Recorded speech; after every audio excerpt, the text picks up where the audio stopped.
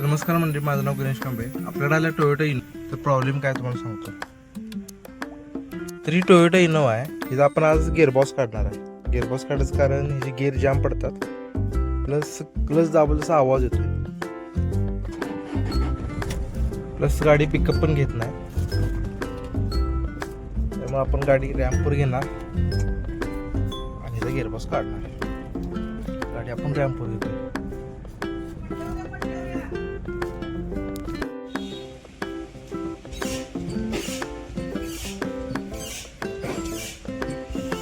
त्याचा क्लचचा मोठ्या प्रमाणात आवाज येतोय आणि याचे गिअर पण जाम पडतात. तर आपण याची क्लच पेड काढणार आहे. दाखवतो काय काय करतो.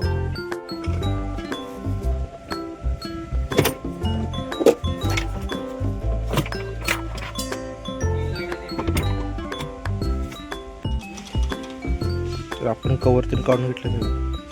मेन लिव्हर हे आता लॉक असते, लॉक काढायचं.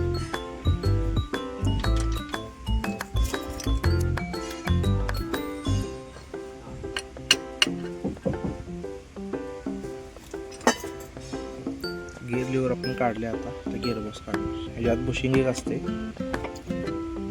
बुशिंग चांगलं आहे. एकदाही फुटते बुशिंग.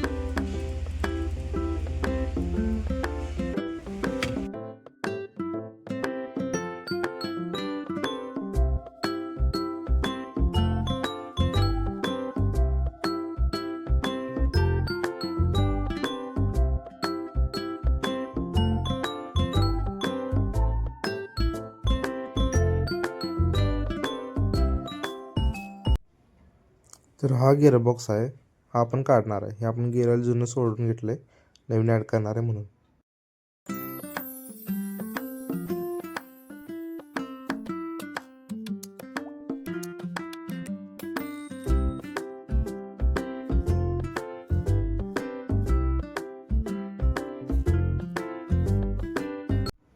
तर ही इनोवाची आपण आता क्लचपेट काढल्या, एकदम खराब झाल्या, जळल्या क्लचपेट. आता आपण नवीन ओरिजिनल टोयोटाची टाकणार आहे.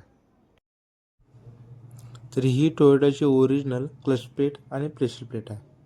ही प्रेशर प्लेट आणि ही क्लच प्लेट आहे. हे आता आपण गाडीवर बसवणार.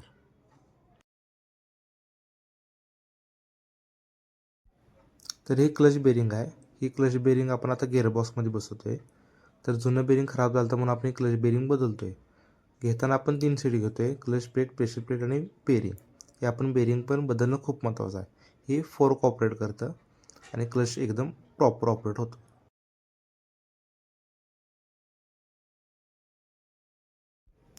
तर क्लच पेड आता आपण गाडीला लावून घेतल्या. आता आपण गिअरबॉक्स बसवणार. तर गिअरबॉक्स बसवून फायनल झाला आहे. आता आपण गिअर ऑइल घालतोय. अशा प्रकारे आपण ही गिअर ऑइल ह्याच्यात नवीन ॲड करतोय, म्हणजे गिअर ऑइल चेंज करतोय. अशा प्रकारे हे गिअर ऑइल गिअरबॉक्समध्ये घातलं जातं. तर गिअरबॉक्सनं आपला फायनल झाला आहे. तर गिअरबॉक्सनं बसून गाडी कंप्लीट झाली. आता आपण गाडी बाहेर काढणार.